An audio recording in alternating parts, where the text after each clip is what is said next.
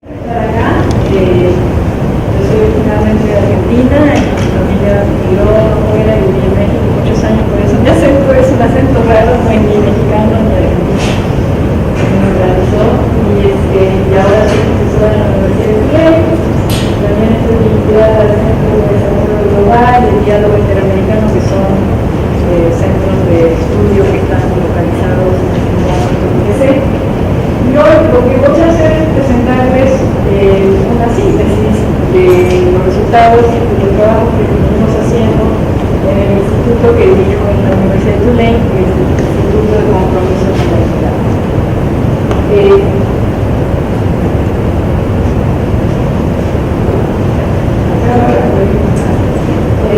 Voy a contarles un poco del instituto, algo de la metodología que usamos para analizar el impacto distributivo de la política fiscal. Eso es todo.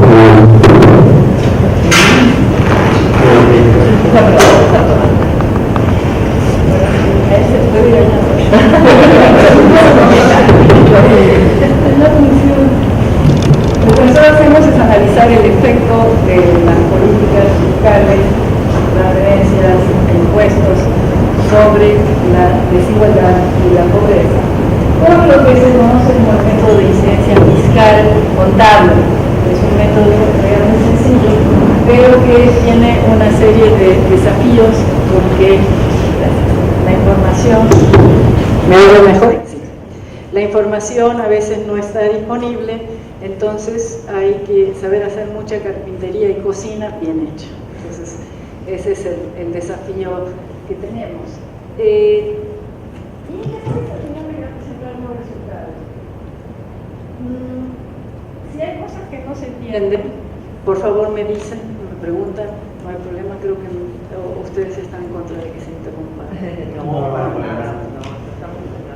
Porque más bien esto trabajémoslo como si fuera un seminario.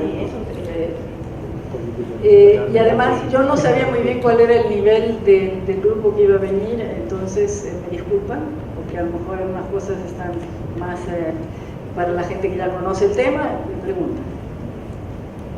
Ok, entonces el instituto tiene 4 cosas que estamos haciendo ahora. Nosotros nos hemos puesto muy en serio a desarrollar también los instrumentos metodológicos. El área de incidencia fiscal, para aquellos que estudian economía, es un área abandonada en la disciplina porque es poco pedestre. Entonces, como la disciplina se movió hacia cosas que son más sofisticadas desde el punto de vista estadístico, econométrico y teórico, quedó abandonada, pero eso también ha presentado oportunidades para desarrollar metodologías nuevas. Con mis estudiantes de doctorado hemos hecho cosas nuevas que han llevado a publicaciones en muy buenas revistas. Entonces hay campo. Como dicen en inglés, hay frutas que están colgando todavía más a ras del suelo que se pueden recoger. Tenemos también un centro de datos y eventualmente la idea es tener ahí no solamente indicadores, sino para los países que lo permiten acceso a las encuestas con las diferentes definiciones de ingreso y las diferentes intervenciones para que la gente pueda a su vez hacer trabajo de investigación y ver. También damos servicios de capacitación y consultoría, asesoría más bien, porque no estamos cobrando, y tenemos la idea de estar muy vinculados a quienes toman decisiones. Sobre todo lo hacemos a través de los organismos internacionales y en donde se presentan las oportunidades lo hacemos también con los gobiernos. En noviembre del año pasado, la Fundación Gates nos dio cerca de $5 millones por 5 años para el programa de trabajo. Entonces, la verdad que hemos tenido mucha suerte de tener este apoyo porque nos permite seguir avanzando mucho en lo que estamos haciendo. Estamos trabajando en cerca de 40 países a nivel global. Habíamos empezado en América Latina y después por interés, por demanda, o sea, eso es lo que es curioso. Es un campo abandonado por los economistas, pero la gente que hace política pública está muy interesada. Y muchas veces la gente, cuando yo presento resultados, lo que me pasaba, me decía, yo quiero ver qué pasa en mi país. Entonces, a lo largo de los años han habido voluntarios, gente de diferentes universidades que dicen, quiero hacer Guatemala, quieren hacerlo en Chile. Entonces creció mucho la cobertura y trabajamos como una red. Tenemos un montón de gente en todas partes del mundo con diferentes formas de arreglo. Usamos principalmente la comunicación electrónica, porque si no sería muy caro, y tenemos esfuerzos colaborativos con todos estos organismos. Y ya hay gobiernos que lo están usando el instrumento para planeación. O sea, por ejemplo, Indonesia, a través del Banco Mundial, está capacitando a la gente que está en su Ministerio de Hacienda para que cuando hacen los presupuestos anuales también vean cómo se mapea de manera distributiva el gasto y la recaudación. También Paraguay está interesado en esto, por cierto. Lo están viendo directamente la gente del Ministerio de Hacienda de Paraguay y eso lo hacemos principalmente a través de intermediarios. Esto es el mapa de cobertura. Las verdes son los casos terminados y los naranjas son los que están en proceso.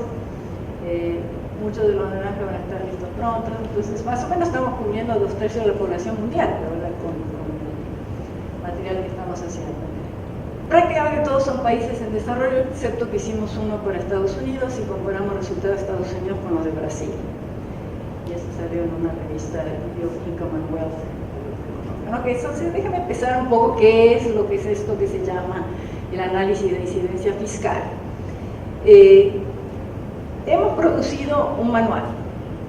El manual se va a publicar por Brookings Institution Press, pero gracias a la Fundación Gates vamos a publicarlo como abierto. O sea que la versión de internet va a ser gratis a través de cualquiera de los mecanismos. Está ya en la página web, pero también cuando sea Amazon o quien sea que lo ponga a disposición, la versión electrónica va a ser gratuita. El manual tiene la explicación de cómo se hace, pero también la parte analítica, una de las cosas que les voy a mostrar hoy. Y también hemos diseñado una mega cuaderno de Excel, que es donde ponemos todos los resultados, porque como es tanta información, si no se tiene una estructura de organización, rápidamente uno se pierde. Y ahora hemos encontrado que las versiones de Stata 13 más adelante permiten usar una palabra fea, escupir lo que sale de Stata directamente como uno lo quiere en el Excel. Entonces eso ahorra mucho tiempo. Y a su vez está linkeado hacia adentro para que haya tablas resúmenes, entonces que la gente pueda rápidamente ver los resultados. Bueno, entonces, lo que producimos lo llamamos una evaluación CQ, o sea, el compromiso con la equidad. ¿Y qué es lo que estamos tratando de contestar? ¿Cuánta redistribución se hace a través de la política fiscal?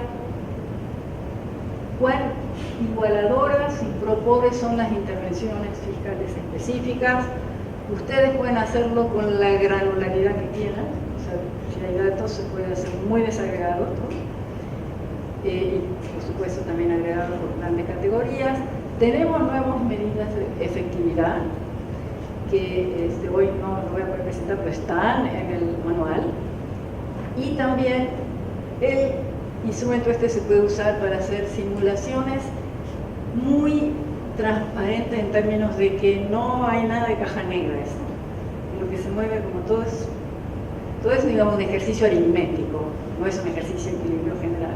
Uno puede ver cuando hace cambios cuáles son los efectos de simulaciones. Y hay gente que ya le está usando para hacer simulaciones.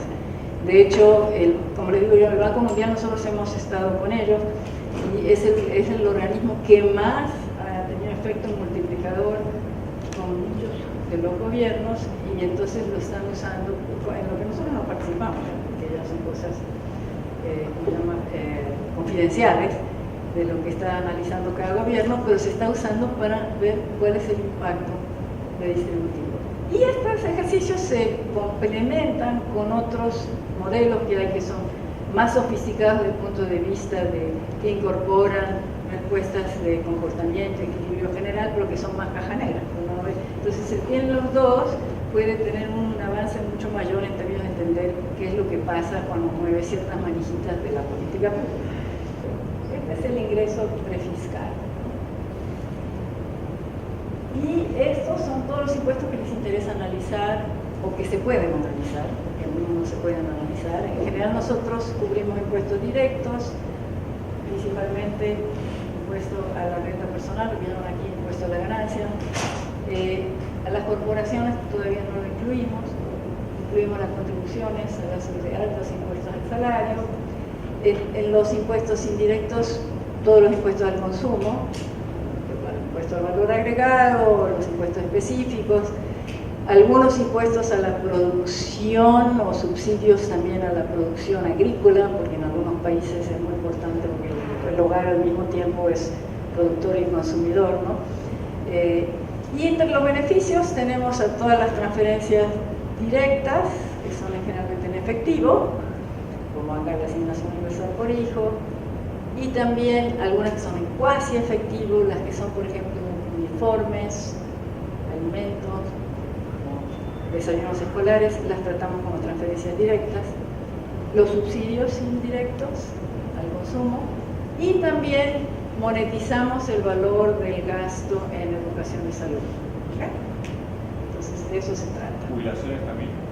Sí, pero muy buena pregunta. La de pensiones, ahora vamos a entrar en el tema de las pensiones, muy complicado. Y ahora les voy a contar por qué y cómo afecta los resultados eso, ¿no? Bueno, entonces, estos son los que estamos incluyendo ahora, como les dije. Y creamos una cosa que es digamos, la parte básica de la arquitectura del análisis de ciencia fiscal, son lo que llaman conceptos de ingreso. Entonces, se parte de un concepto de ingreso prefiscal, al que se le suman las transferencias y se le restan los impuestos directos, se llega al ingreso disponible. Cuando no hay ingreso en las encuestas, es el consumo. El consumo privado, ¿no? Este valor, pues este concepto, ingreso disponible, es el que generalmente se usa para medir el desigualdad y pobreza en todas las bases de datos que ustedes miran, ¿no? Ese es el típico.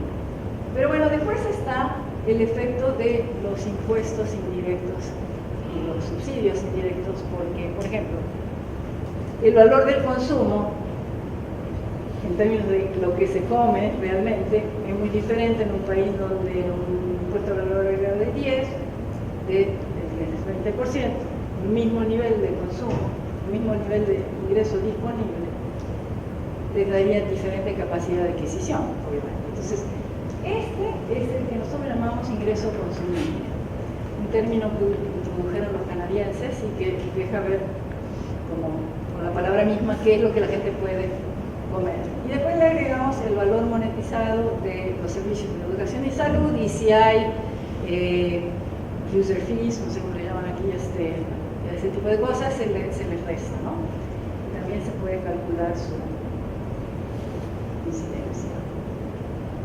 ¿Qué hemos tratado de hacer? Bueno, es comprensivo, porque ustedes van a ver muchos análisis de incidencia, en general se hacían nada más a lo de los impuestos, o nada más a las transferencias, a veces se hace nada más al gasto en educación y salud. Nosotros tratamos de captar lo más posible. Queda mucho todavía sin captar, todos los bienes públicos puros no están, ¿no?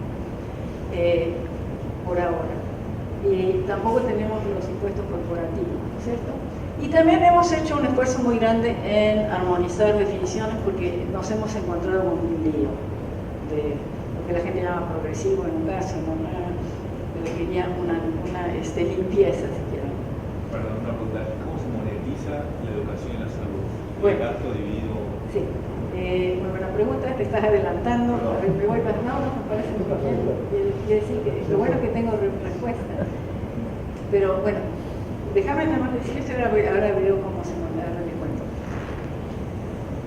El tema es que la información no está en las encuestas, solo por algunas cosas. Por ejemplo, si tenemos suerte, las encuestas captan las transferencias directas, pero no sabemos cuánto pagó la gente de impuesto indirecto. A veces ni siquiera sabemos cuál fue la transferencia directa, y a veces, aunque digan la información, es una información que no tiene mucha correspondencia con lo que hay de datos administrativos. Entonces, gran parte del trabajo es con la información concreta que la gente tiene de los sistemas de impuestos y transferencias, y de los sistemas de información, de cómo se puede reflejar lo mejor posible la incidencia, porque el resultado va a depender de eso. Entonces hay diferentes métodos, a veces se usan métodos econométricos, porque a veces hay que usar otra encuesta para hacer un matching y encontrar qué es lo que la gente consumía, y a veces se le aplica entonces el impuesto indirecto. Entonces todo esto es el gran desafío de este tipo de ejercicios. Y lo que ofrecemos nosotros es transparencia. Entonces la gente puede ver qué supuestos se hicieron y después, si no le parece o quiere probar otros, puede probar otros, ¿no? Una gran limitación, de cuáles son las limitaciones de esto que se llama el enfoque contable, ¿no? No hay respuesta de comportamiento, o sea, todas las ofertas son inelásticas, la oferta de trabajo, la demanda de bienes y servicios es inelástica, no hay efecto de equilibrio general, no hay efectos intertemporales, pero sí no es el ejercicio estatutario, se puede hacer el ejercicio estatutario, es decir, nosotros sí tomamos en cuenta la posibilidad de que haya evasión bajo diferentes tipos de supuestos. Por ejemplo, en impuestos al consumo, si la gente compra en lugar informal, suponemos que no está pagando el impuesto al valor agregado, la última etapa, ¿no? Y como en algunos países sí lo tienen, podemos hacerlo. También hay que hacer estos supuestos de quién carga económicamente el peso de los impuestos. Entonces, son las típicas que se hacen, es que los impuestos directos las carga el empleado, y los impuestos indirectos y los subsidios indirectos cargan o benefician al consumidor. Sí. Pero ahí, al no tomar en cuenta el impuesto indirecto en compra en un lugar informal, asume que el costo de ese menor impuesto se traslada al consumidor, que no siempre, al menos en Argentina, ese es el caso. De acuerdo. Entonces, sí podemos, que no en todos los países pueden, tratamos de ver también cuál sería el efecto indirecto a través de matriz de insumo producto que se pueda captar, entonces, cuánto es que la gente realmente está pagando en el precio, ¿no? Ahora, también lo que me está preguntando es otra cosa, me está diciendo, lo que pasa es que el precio a lo mejor es igual que el del otro lado, pero en lugar de ir al fisco se lo queda el que vende, ¿no? Eso no lo captamos. No lo captamos, pero, por ejemplo, nosotros lo que hacemos siempre es en este proceso de las cosas que digamos, lo vamos complejizando. Si alguien tiene una idea de cómo se podría modelar eso, entonces se puede introducir, digamos, muy plástico este esquema. Pero por ahora no lo captamos porque no tenemos información para decir cuánto de esto no iría. Y en el caso de Argentina, por ejemplo, que es importante, tampoco tenemos el impuesto inflacionario. No es importante en la mayor parte del mundo, pero hay algunos países en particular, el cual sería interesante tenerlo, pero no lo tenemos. Pero, digo, siempre estamos buscando maneras de incluir lo que no está incluido. De cualquier manera, en ese caso, no es algo que entra al fisco, ¿no? Digo, al consumidor lo paga y se lo queda él. Si tienes la suerte de que está captado en la encuesta de ingreso que le preguntas, queda por el impuesto, no sería un problema porque ya no estaría declarado. Sí lo es, pero no lo tiene, no lo tenemos. Sí, en realidad uno lo sabe. Bueno, entonces estos son los supuestos que hacemos de evasión, que son el que preguntaste, ¿no? Y ahora venimos a la monetización de los gastos en educación y salud. Lo hacemos con el método más sencillo, que es calcularlo el gasto promedio del gobierno. Estoy moviendo demasiado para la cámara. El gasto promedio del gobierno por nivel. Por ejemplo, para niños primaria, ¿cuánto gasta el gobierno de niños primaria? ¿Cuántos hay matriculados? Se saca el gasto promedio y ese es el que se le aplica. Ahora, como cuentas nacionales y encuesta, estamos hablando hace un rato, tienen escalas tan diferentes, o sea, el ingreso total de encuestas es mucho menor que el ingreso total de cuentas nacionales, aún para la misma definición, hacemos un escalamiento hacia la baja, porque si no estaríamos sobredimensionando impacto de estos. Importante es que esto no mide calidad ni realmente mide el beneficio. Solamente nos está diciendo cuánto deberíamos aumentar el ingreso de la persona si tuvieran que pagar por ese servicio a lo que cuesta. Estamos ahora trabajando en dos proyectos, uno de salud y otro de educación, que va a tomar en cuenta calidad y beneficios medidos a través también del impacto del bienestar que obtiene la gente por tener acceso a seguro, por ejemplo, seguro médico. Entonces, en un par de años vamos a tener una metodología también que va a permitir hacer ese tipo de cálculos y aplicar a algunos países. Bueno, pensiones. ¿Quién me había preguntado sobre pensiones? Okay. Bueno, el problema con las pensiones, yo tuve mucho tiempo dándole vueltas porque las pensiones contributivas, las no contributivas son siempre una transferencia directa, ¿no? Como cualquier otra. Pero las de un sistema contributivo, el problema que tienen es que no importa el sistema que sea, tienen generalmente algo de transferencia y algo de ingreso diferido. Porque si uno contribuyó y hiciera el ejercicio que le hubiera tocado al momento de jubilarse en un cálculo de lo que llama annuity, que se me olvidó cómo se dice, renta, ¿qué es? ¿Una anualidad? Una anualidad, le hubiera tocado algo que puede estar por encima o por debajo de lo que le toca. Entonces, parte de la redistribución ocurre en ese momento, cuando la gente se jubila, si recibe más o menos de lo que le hubiera tocado, con el contrafactual de que lo que contribuyó se hubiera podido guardar. Entonces, ¿qué es lo que...? No hay consenso. Hay gente que insiste que se traten como transferencias, hay gente que insiste que se trate como ingreso diferido. Entonces nosotros hacemos todos los cálculos de las dos maneras. Pueden verlo de las dos maneras y van a ver que en países en donde el sistema de seguridad social es grande y la población en edad de jubilación es grande, hace una diferencia brutal el supuesto. Porque ¿qué pasa? Cuando ustedes lo tratan como transferencia, ¿qué pasa con el ingreso al mercado de la gente que está jubilada? Casi cero. Entonces tienen un montón de gente pobre, entre comillas, yo lo llamo falsos pobres, porque en realidad es alguien que estuvo trabajando toda su vida con un buen ingreso, salario de clase media, no es que de repente se volvió pobre. Entonces crea una distorsión cuando uno las trata como transferencias únicamente. Y ahora les voy a mostrar en un rato la historia de Europa. Toda la gente dice, uy, ¿cuánto que viste de Europa? Parte es porque las transferencias, las pensiones son tratadas como transferencias en los cálculos que presentan muchas veces. Sigue siendo grande la restricción, pero no tanto. Bueno, entonces... Perdón, entre paréntesis, y si considera diferido, tiene que ver si es una capitalización o si es reparto. Si es diferido, tiene que ser. Pero ¿sabes qué? No, porque lo que pasa, y de eso lo estuvimos pensando mucho tiempo, no importa el sistema, no importa el sistema.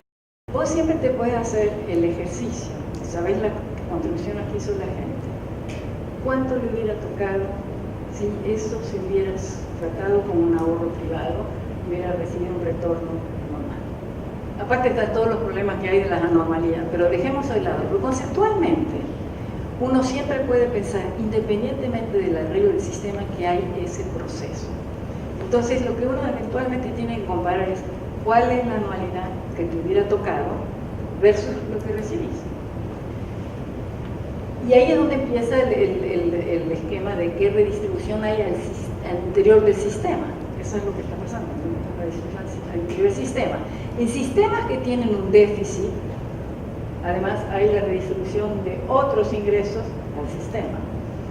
Eso también hay que tomarlo en cuenta. Total que estamos ahora diseñando un mecanismo para ver cómo las encuestas no tienen la historia de la contribución de la gente, si podemos inferir cuáles pueden haber sido esas historias de contribución con ciertos perfiles, ¿no? Educación, género, lugar donde trabajó, etc. Para tener una idea mejor de cuál sería, porque me dan dos soluciones de esquina.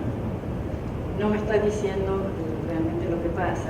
Y es importantísimo en algunos países. En la mayor parte de los países en desarrollo no, porque los sistemas de seguridad social son muy chiquitos. Pero en Argentina sí, es muy grande la diferencia. Bueno, entonces acá está lo que les acabo de contar. También hacemos muchos escenarios de sensibilidad. ¿Cuánto tiempo tenemos? Bueno, a ver, porque ahora lo que... 45 minutos. ¿Cuánto quieren saber de esto? Esta es la parte, digamos, hay una teoría analítica de la redistribución fiscal que tiene algunas cosas interesantes y desconcertantes. Entonces, si les gustan los, ¿cómo se llama? Esas cosas para descifrar, esta parte puede ser interesante. Entonces, si yo les pregunto, si quiero saber si un impuesto es progresivo o regresivo, ¿cómo lo medirían? ¿Y qué quiere decir para usted progresivo o regresivo? ¿Alguien quiere voluntariarse? A medida que el nivel de un impuesto regresivo sería a medida que el nivel de ingreso aumenta, el impuesto, la incidencia del impuesto es menor sobre En proporción. En menor proporción sobre ese estatus social. Y progresivo al revés. Y ahora yo te pregunto, ¿vos crees que todos los impuestos que son regresivos van a ser desigualadores y los progresivos igualadores? ¿Cuál sería tu respuesta? No, creo que no. Por ahí se me ocurre el IVA, que es un impuesto totalmente regresivo, ¿Pero crees que va a ser desigualador? no sé. ¿Por qué? Porque el perfil de consumo no sé qué me impacta, No, pero suponiendo que todo el impacto es perfecto, o sea, suponiendo que nada más tenés esa información y que no hay ningún tipo de, digamos, evasión o lo que fuera, tenés el estatutario y el real es el mismo. Si yo te digo que es regresivo, ¿vos me dirías ese impuesto es desigualador?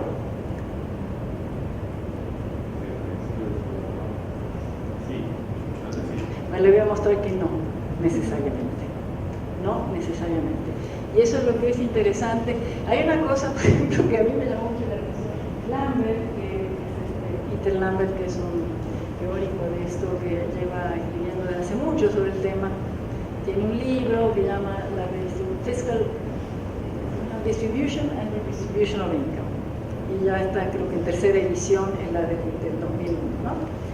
Entonces, él dice, bueno, cuando un sistema fiscal neto, los impuestos, transferencias, es igualador, cuando una intervención en particular es igualadora o desigualadora, y cuál es la contribución.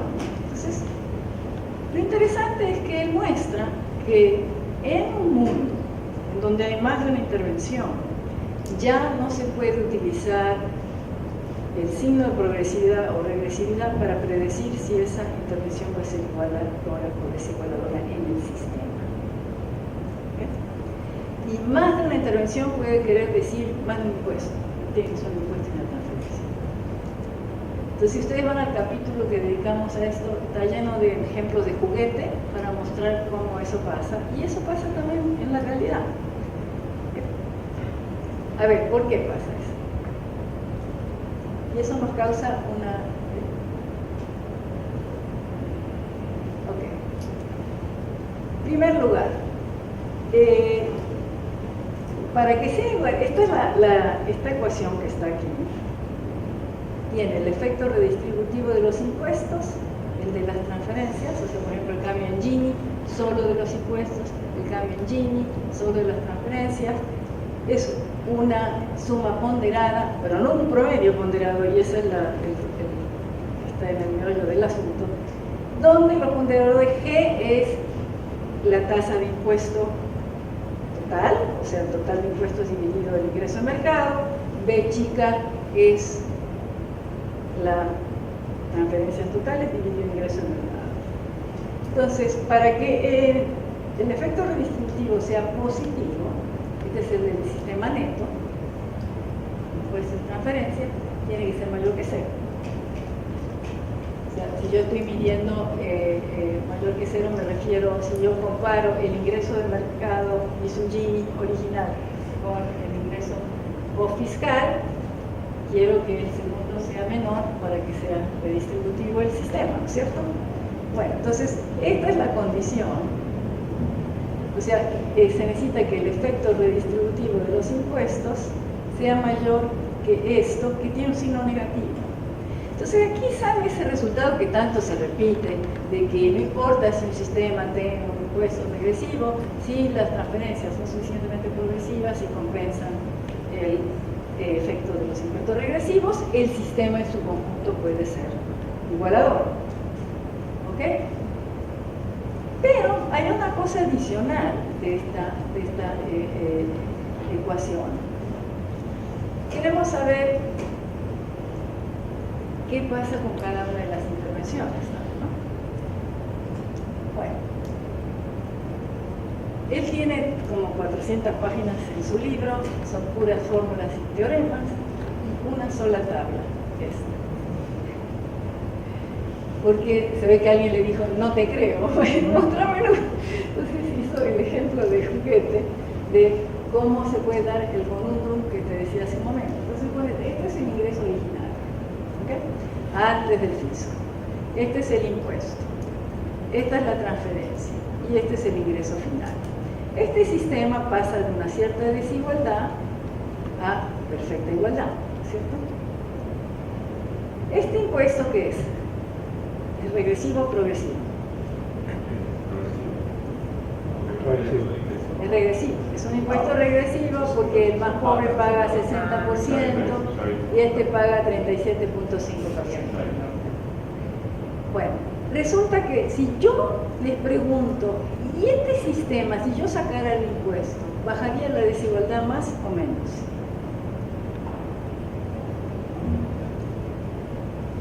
Depende de cómo financiara la transferencia. No, pero esto es, suponete que podés siempre... Sí, o sea, no es... Podés financiarlo de manera neutral. Ese no es el tema. El tema es que acá, si yo saco este impuesto, la caída en el Gini es menor que si dejo el impuesto regresivo. ¿Okay? Eso él habla de conundrum, nosotros lo llamamos conundrum de Lambert porque por lo menos es la primera vez que yo lo vi. No lo he visto en otros casos, ¿no? Entonces puede ver que el efecto redistributivo del impuesto solo es negativo, quiere decir que es regresivo, si yo nada más tuviera el impuesto. El de las transferencias solas es igualador, pero 0.19. El de los dos es 0.25. O sea, el impuesto... ¿Y cómo puede ser eso? ¿Qué está pasando? Y por cierto, este tipo de conundrum nosotros puede pasarles con cualquier combinación, dos impuestos, dos transferencias, una sale, digamos, se acaba este mapeo unívoco de medir la progresividad en términos individuales cuando estás en un sistema. ¿Por qué? La tablita, porque la tablita lo muestra rápidamente. En la tablita podemos ver que si nosotros medimos el efecto del impuesto sobre el ingreso original más las transferencias, es progresivo. O sea, si nosotros medimos la influencia de una intervención no contra el ingreso original, sino contra el ingreso original más todas las demás intervenciones, esa es la que cuenta. Esa es la que cuenta. Pero en general no se hace así. Eso es lo interesante, no sé por qué. Hay una, bueno, entonces esto me bueno esto, pero el puesto nada más pasa en la cabeza del Lambert, ¿no? Después, bueno, todo esto tiene que ver con la senda, hay dependencia de dónde se mide el efecto, ¿ok? Y esto puede mostrar cómo un efecto, un impuesto regresivo, esta es la misma ecuación. Estoy diciendo cuándo el efecto de un impuesto más una transferencia va a ser mayor que solamente el de la transferencia. Entonces, si despejo, me quedo con esto. De ahí puedo ver que si este es negativo, pero en términos absolutos es menor, entonces el efecto va a ser igualador. Bueno, ahora, ¿por qué es interesante esto? Porque en realidad sí pasa en la realidad. En realidad pasa, cosa que yo les mostré un ejemplo en donde no hay re-ranqueo. ¿Saben? ¿Conocen el término de re-ranqueo? Re-ranqueo es que los hogares intercambian lugares, ¿no? Cuando hay redistribución, el que era el tercero más pobre de repente se puede volver el segundo más pobre. Y el que era el segundo más pobre se vuelve el cuarto más pobre. O sea, puede haber una fluctuación en términos de swaps, ¿cómo se dice? Intercambio de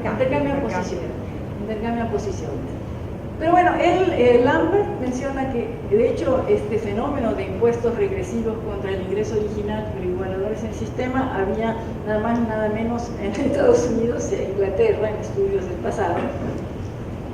En el caso de Chile, esto fue muy interesante porque hay un paper bastante conocido de Engel y coautores que salió en el Journal of Development Economics en el 99, donde decía, bueno, el IVA es regresivo, pero el sistema es igualador.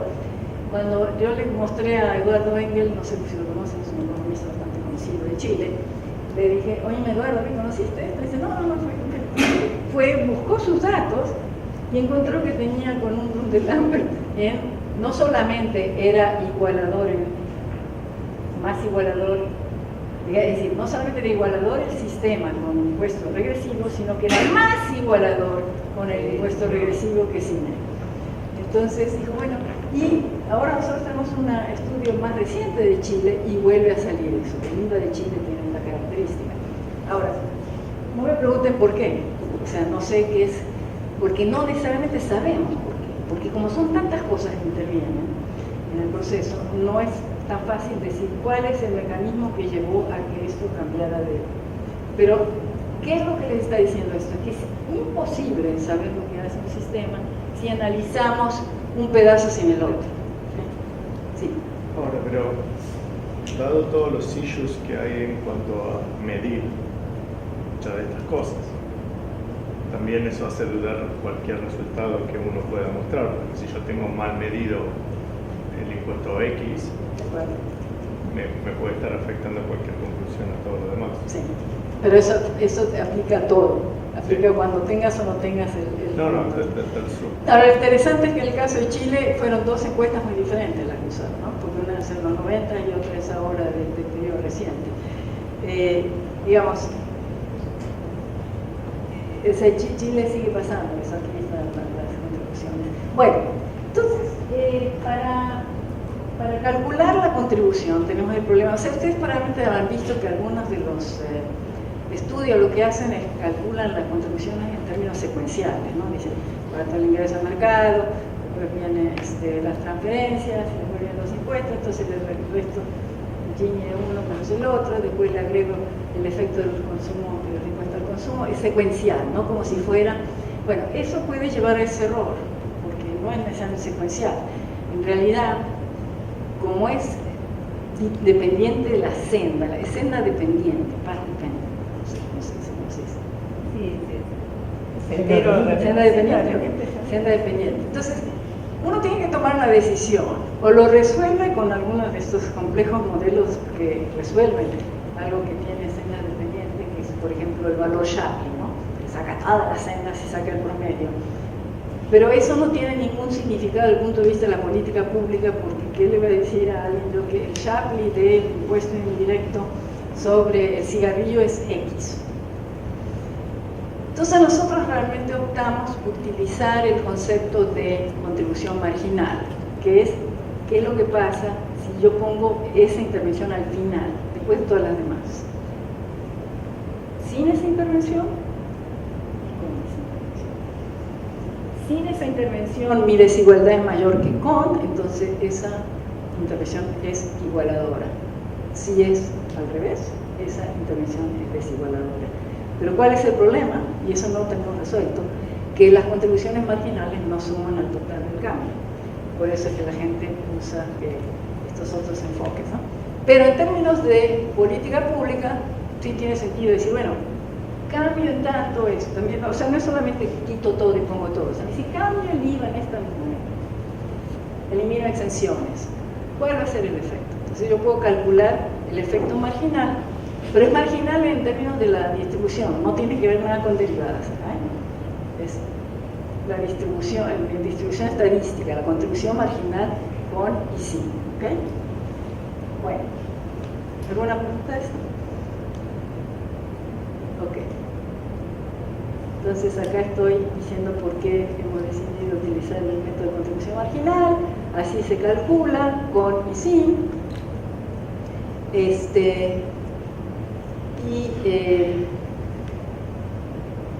¿Y por qué es importante? Es porque esto nos permite saber realmente cuáles son el efecto del sistema en su totalidad y también qué acción está ejerciendo cada uno de los componentes.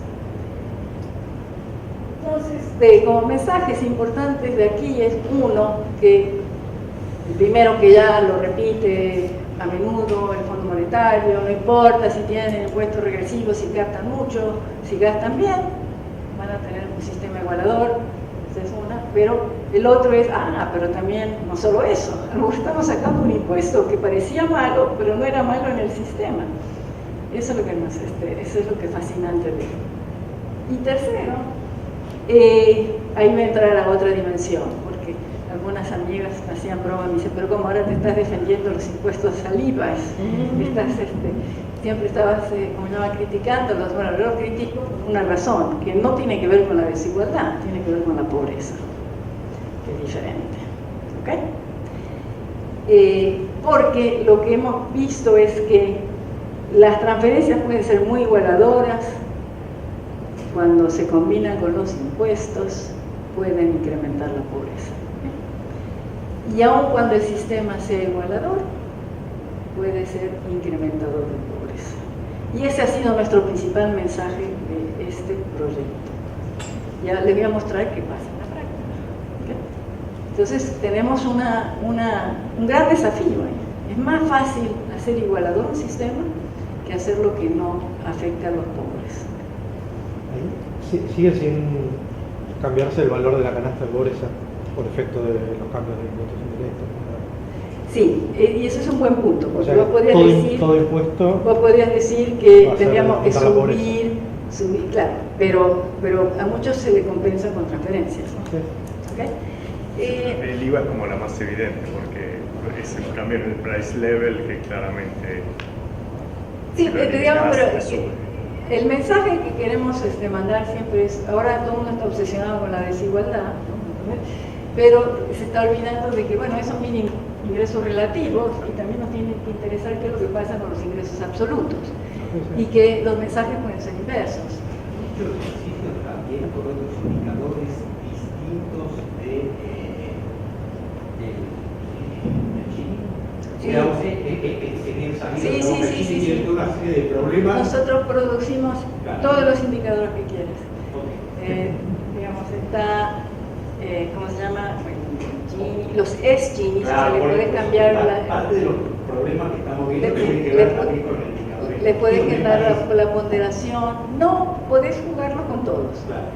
Pues TAEL, los cocientes de Kuznets, y como ahora vamos a empezar a publicar, si bien no la totalidad de las encuestas todavía, a nivel centil y a nivel de indicadores muy chiquitos, la gente va a poder jugar y hacer lo que quiera, ¿no?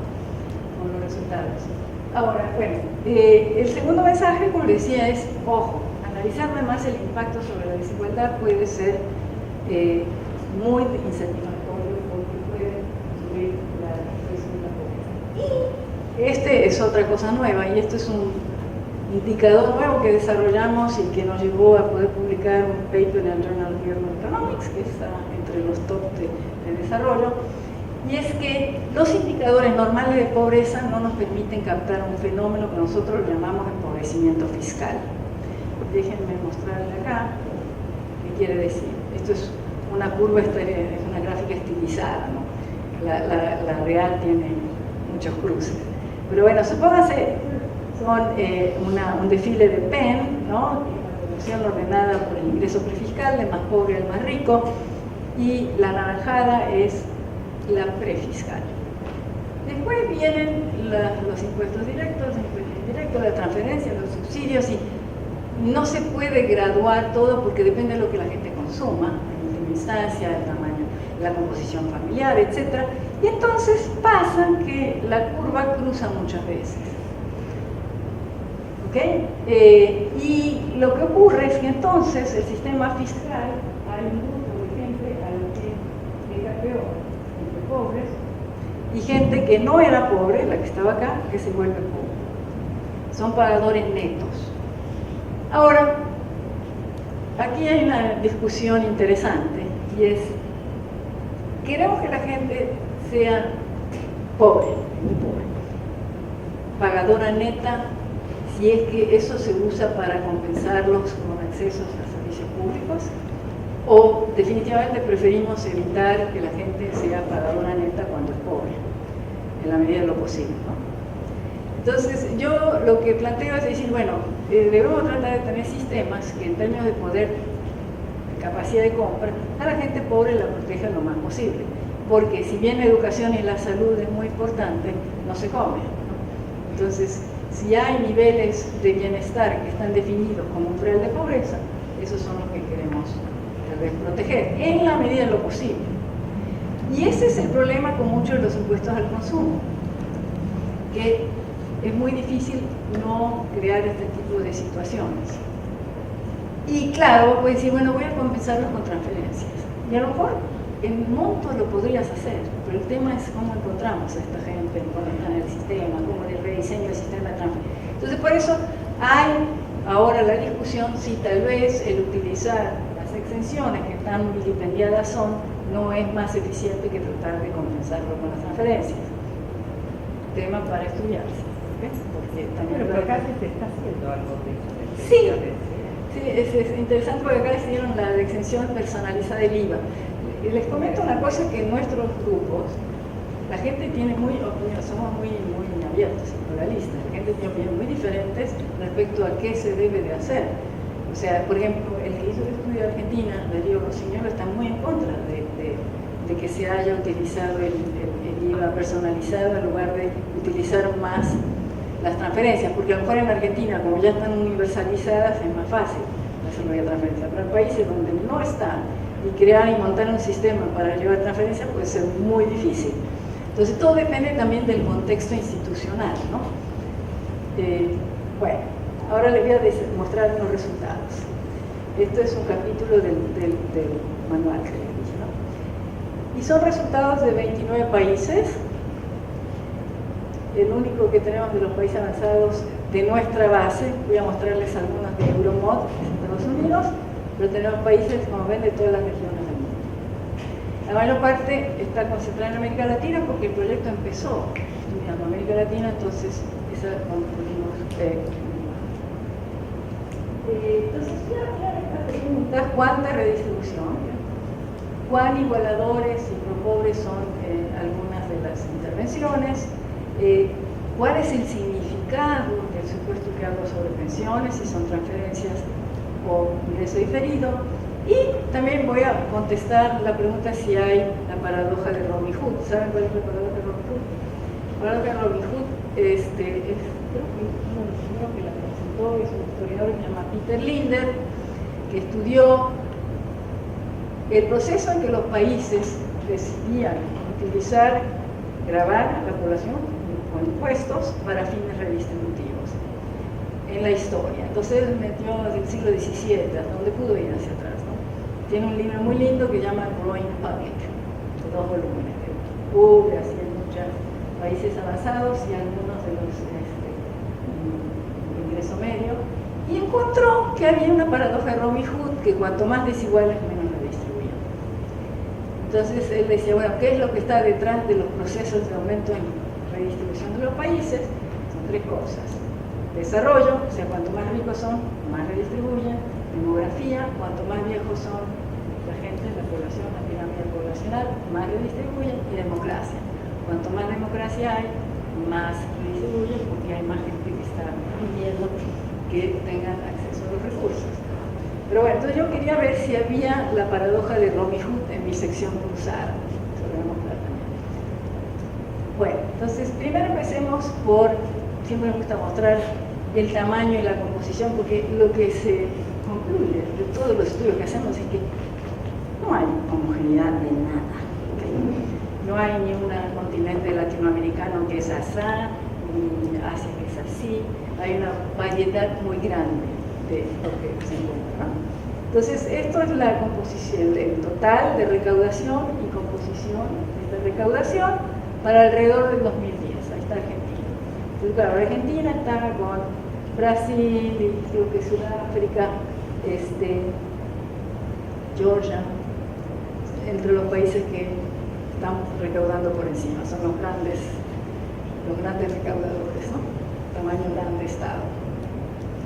Y esto es el gasto social con proporción del PIB. Nuevamente también Argentina está ahí. Eso sí les puedo decir, Argentina, por lo menos en este periodo de su historia, fue de un tamaño de Estado enorme y enormemente redistributivo, pero no necesariamente tan bueno para los pobres. Bueno, ahora veamos resultados para desigualdad. ¿Se acuerdan que les voy a mostrar qué pasa si nos deslizamos por estos conceptos de ingreso? Entonces aquí es un espagueti, un bol de espagueti, porque todos los países son 28. No tengo Estados Unidos aquí porque no quiero compararlo con los países de ingreso medio y bajo, pero tengo un problema, y es que Sudáfrica es tan desigual que me hace que todos los demás me queden hechos aplastaditos ahí abajo, ¿no? Pero Sudáfrica sí redistribuye bastante, pero sigue siendo la más desigual de todos aún después de su redistribución. Pero bueno, déjenme mostrarles un zoom de Argentina comparado con otros países de ingreso medio en América Latina. Les digo, esto es para alrededor del 2010. En algunos países 2009, otros 2011, 2012. Entonces, ¿con quién quieren comparar? Acá tengo Uruguay, Chile, Perú, Costa Rica, México, Colombia y Brasil.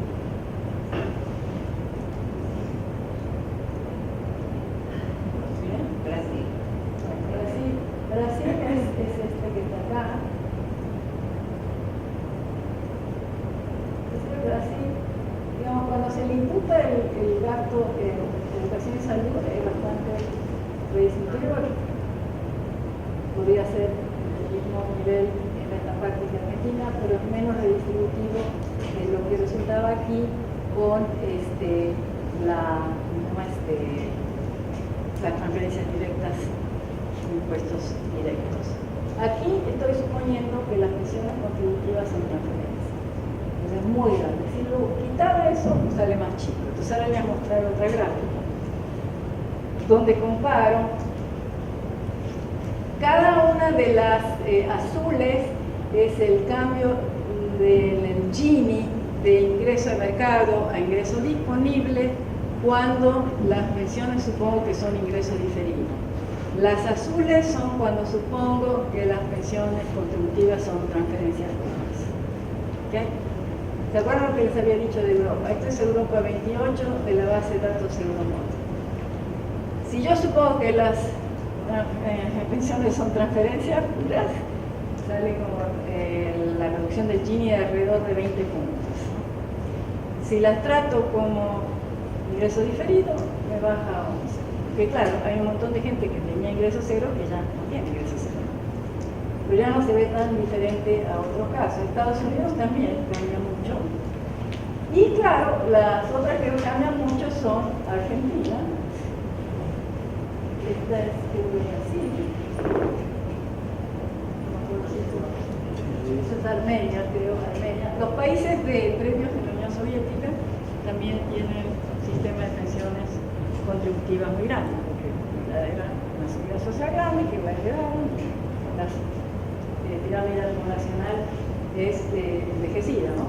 Pero entonces aquí pueden ver que para muchos países el efecto es parecido y no muy importante, pero aquí pueden ver, esta es la redistribución hasta el ingreso disponible, ¿no? Todas, el 28. El que menos redistribuye es Indonesia. Entonces Indonesia se ve muy mal así, pero no se ve muy mal cuando lo vemos por el lado de pobreza. O sea, no graba, no reparte, porque invierte principalmente en infraestructura, ¿no? Que por cierto lo vamos a empezar a incluir, porque hay cierto tipo de infraestructura que tiene un impacto sobre el bienestar, obviamente, para la población pobre, pero aquí no está. Pero en Indonesia van a ver que sale bien con otros indicadores. Entonces, en Indonesia que graba poco y no tiene casi, tenía muy poca transferencia directas. Sí. Entonces, bueno, y después y hay otra cosa interesante, que a veces las pensiones, si ustedes comparan la caída en el azul y en el anaranjado, a veces van a ver que es mayor cuando las pensiones son transferencias, lo cual permite ver si son igualadoras o desigualadoras, en otras es menor. En México, en Colombia, las pensiones contributivas son desigualadoras, pero no así en el resto de los países, que también eso es un poco el mito de que son regresivas las pensiones, ¿no? Bueno, acá está Argentina. Entonces, no hay paradoja de Robin Hood en este conjunto. Sí mido el cambio distributivo como cambios en puntos de Gini y de ingreso de mercado e ingreso final. A medida que hay más desigualdad, más gasto social financiado con impuestos, ¿no? Que eso es lo que encontraba Peter Lynch, encuentra lo opuesto en términos de historia. Y claro, los que están por arriba son los que son overachievers, ¿no? Que hacen más de lo que se esperaría según la tendencia, los que están por abajo menos. Entonces obviamente Argentina sale muy overachiever, porque gastan mucho para su nivel de desigualdad inicial, el que hay aquí. Ese es el monto de gasto, lo que está en el eje vertical. Lo que está en el eje vertical es gasto social dividido PIB. Social. Sí, social. Porque suponemos que ese es el esfuerzo redistributivo, ¿no? El otro gasto puede... No es toda transferencia.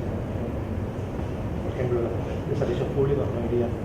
Bueno, los servicios públicos en educación y salud sí. están ahí. Tarifas. No. Sí, o sea, no está el gasto en infraestructura, por ejemplo, no están los bienes públicos como seguridad. Esto es gasto social, ¿no? Y también tampoco se ve que, o sea, tampoco hay la paradoja de Robin Hood cuando se compara la desigualdad inicial y cuál es la cantidad de redistribución. O sea, eso está bien. Ahora, si yo mido el efecto redistributivo como cambio porcentual, ya no me sale, estas me salen con significancia estadística, se pierde la significancia estadística. Todo depende de cómo se mide el cambio. En puntos, sí. En porcentual, no necesariamente. Y bueno, entonces hay que decidir cuál es el que queremos medir. ¿Cuál es el que queremos medir? El significativo. Como siempre, el significativo. No, yo creo que, ¿sabes qué? Si uno lo quiere ligar esto al teorema del votante mediano, no, pero sí, es que alguien se lo analizó. Tendría que ser en términos de cambios porcentuales, no en cambios de puntos. Hay un paper que escribieron donde muestra que en realidad, entonces me saldría no necesariamente significativo. No me sale que hay un Robin Hood en paradoja, pero no me sale tan lindo como cuando muestro estos, como cambios en puntos. Bueno, resumida cuenta, en ningún país la desigualdad resulta más alta porque hay redistribución fiscal, cualquiera de los conceptos de ingresos que usemos.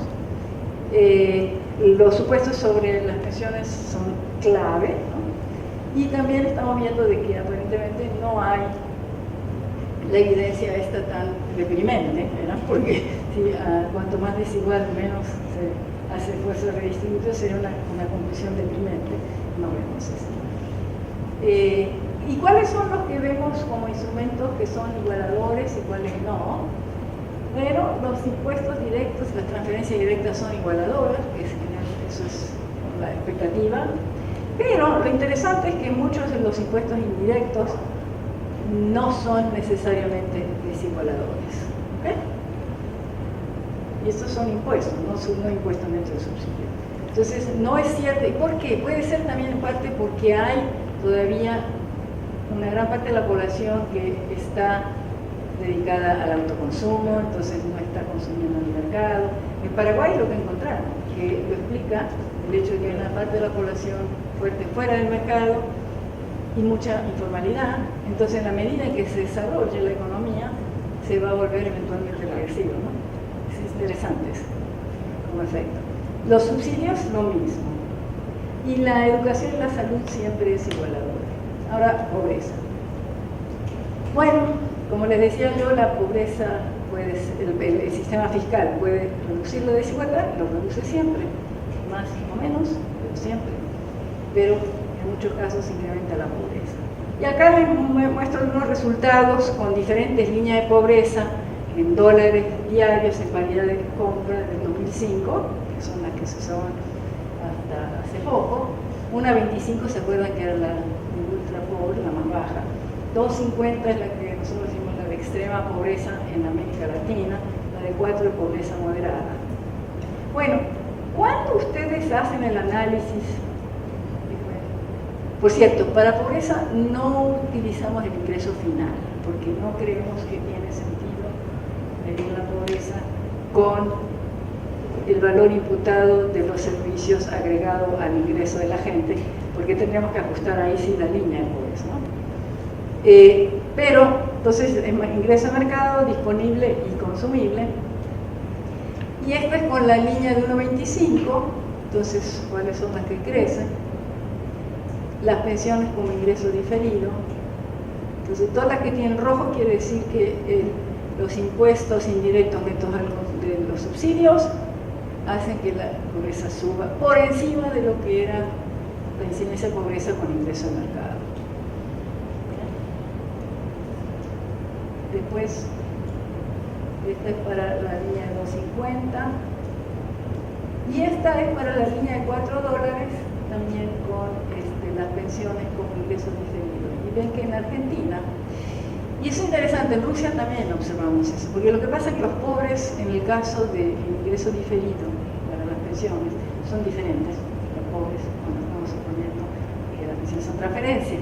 Entonces, cuando hacemos la comparación, también estamos captando la gente pobre que queda fuera de cualquier sistema de seguridad. Después puede uno mirar con la información, con los datos, quiénes son y por qué, a qué se debe. Reciben transferencias, consumen muchas cosas. Por ejemplo, una de las hipótesis es hasta qué punto el consumo de bienes de vicio lleva a eso, porque en muchos casos los impuestos específicos son altos para el alcohol y el tabaco, y como en muchos hogares pobres sí se consume alcohol y tabaco, ese puede ser uno de los factores que llevan a esto. ¿Qué pasó en Brasil? Pues en Brasil sí vimos que había una relación con eso, ¿no?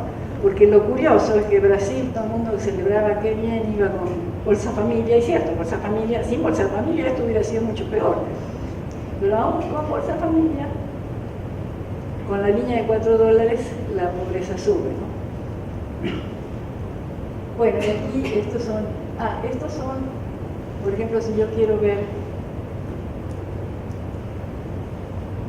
los pagadores netos por tramo de ingreso, estos son los en promedio, ¿no? ¿Se acuerdan que yo les decía que en Indonesia iba muy bien porque prácticamente solo los más ricos, que son los de más de $50 diarios, son los pagadores netos en el sistema? No sé dónde recabe, o sea, sé que es un estado relativamente chico, eso es lo que es. Pero entonces el estado chico hace poco, pero también daña poco. Esa es un poco la terrible conclusión, parezco del Tipac, ¿no?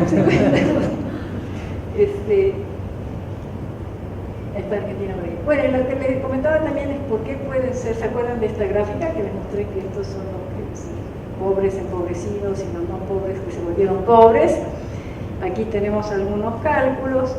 Y entonces, por ejemplo, la proporción de población que se empobreció como proporción del ingreso consumible puede llegar a ser muy alta. En Brasil es un tercio de los pobres con ingreso consumible fueron empobrecidos por el sistema neto antes de las transferencias en especie, ¿okay?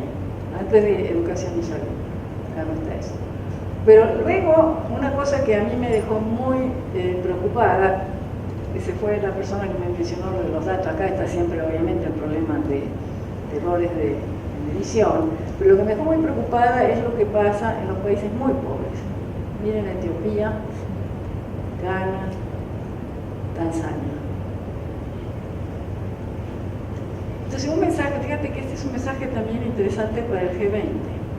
Que toda esta obsesión que hay ahora de movilizar recursos internos para trasladar un poco la responsabilidad del desarrollo de los países avanzados a los países en desarrollo, nosotros lo que estamos recomendando es, por favor, miran cuál es el efecto de las reformas que van a hacer en el sistema de impuestos, porque tal vez, digamos, hay que ser más cautos si es que empieza a tener un impacto negativo muy fuerte en la población pobre.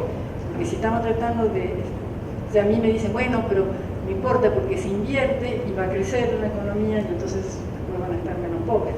Pero el problema es que los pobres son pobres hoy. O sea, no es ¿cómo se llama? La elasticidad o la tasa de descuento intertemporal de los pobres es muy alta, ¿no? Si uno está realmente a nivel de subsistencia, como la niña de 1,25 al día, no hay mucho margen para decir, ah, bueno, me bajan el 10% el ingreso, es mucho a ese nivel, ¿cierto? Entonces, ese es un mensaje que ¿sí? Nosotros estamos trayéndolo a colación cuando se tuvo la reunión el año pasado en Addis Ababa de Financing for Development, sacamos una columna donde decíamos cuidado también con recetas así a rajatabla, todo el mundo haga esto. No, bueno, miremos a ver cuál es el efecto. A lo mejor aquí hay que ir más despacio, a lo mejor todavía los ricos van a tener que seguir transfiriendo. Hay que mostrárselo al señor Trump. A ver si va a estar de acuerdo. Pero bueno, entonces este tipo de resultados me parece. Finalmente, les quería mostrar un poco sobre el gasto en educación y salud.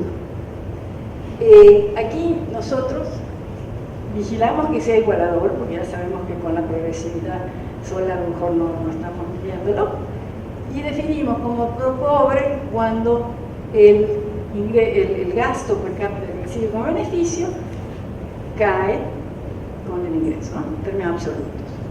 Neutral en términos absolutos es cuando es igual per cápita para todos.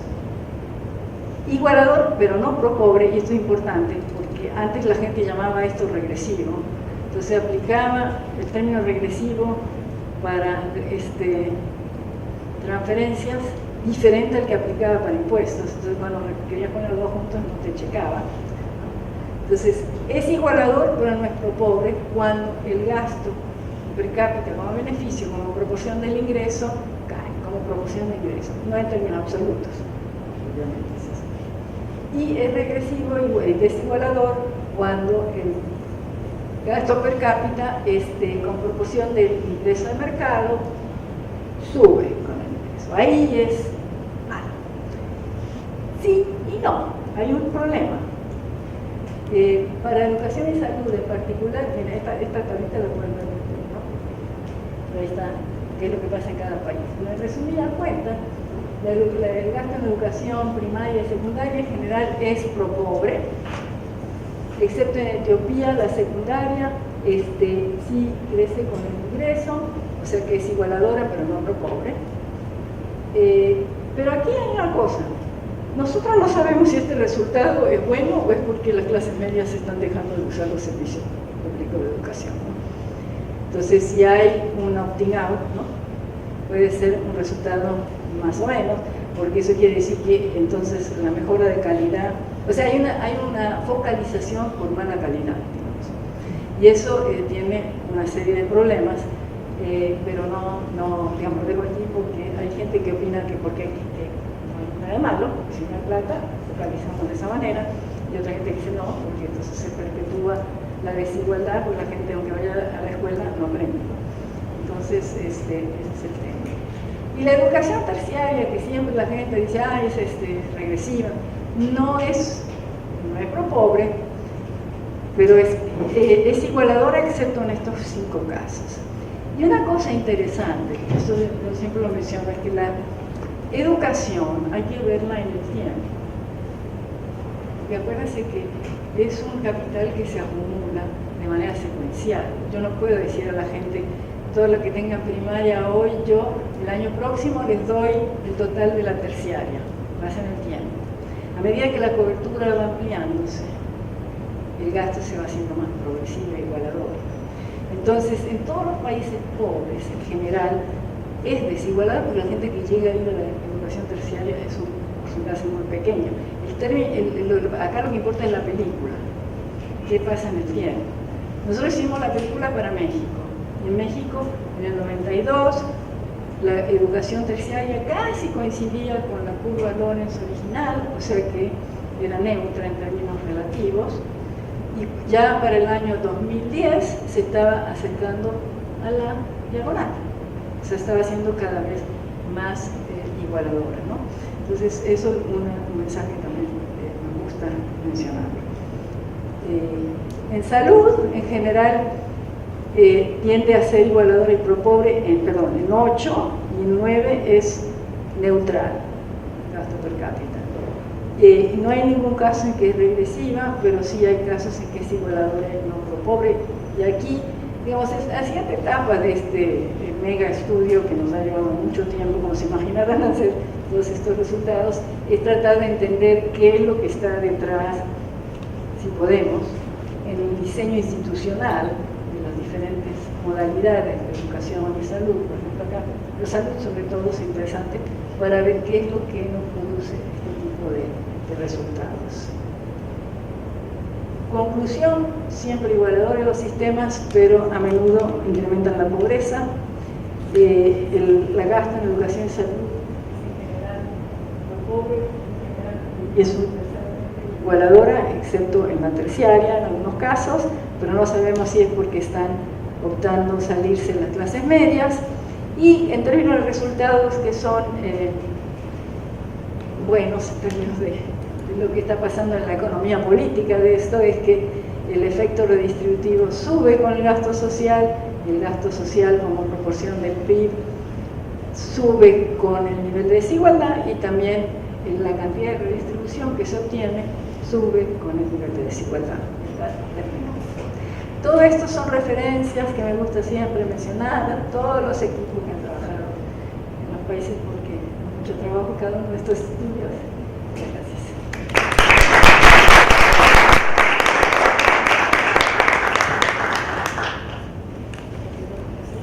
Por lo que me habías comentado antes, es muy difícil a través de las encuestas medir el ingreso al capital. O sea, nada de esto tiene ni ingreso al capital ni impuesto al capital. Tiene mucho. ¿Y cómo cambiaría? Bueno, eso es en nuestra agenda, como decía, tenemos la parte esta de metodología, de mejores metodológicas. Una de las que queremos hacer con nuestros estudiantes es ver cómo hacemos para agregar esa parte de la distribución que no está captada y la grabación sobre esa parte y ver cómo afectaría los resultados. Esto va a estar en la agenda nuestra de los próximos 2 o 3 años. Temporales. Y otra pregunta, estas cosas que comentabas de Indonesia, de alguna manera poder medir los efectos del gasto en infraestructura en la pobreza, cómo uno puede incorporar un poco los tactos. Sí, mira, eso estamos empezando también a explorarlo con Sergei Suárez, ¿lo ubican? Así que era el presidente de IPEO tiempo. Está él tratando de aplicar algún tipo de estimación de precios hedónicos para poder calcular a ver cuál es el beneficio implícito de gasto en infraestructura, porque sobre todo Indonesia o África, los países africanos dicen, no, pero nosotros estamos invirtiendo en caminos rurales. Es interesante porque, digamos, bueno, se escapa un poco de esto, pero de alguna manera, o para algunos países, los efectos pueden ser muy importantes, digamos, y por ahí es como otra sí, dirección. Lo que sí vamos a poner, sin duda, es acceso. Por lo menos, aunque no esté monetizado, que esa es la parte difícil, claro, sí saber hasta qué punto la cobertura es amplia para los sectores de los ingresos y cómo está distribuido el acceso. Eso sí lo vamos a tener ahora.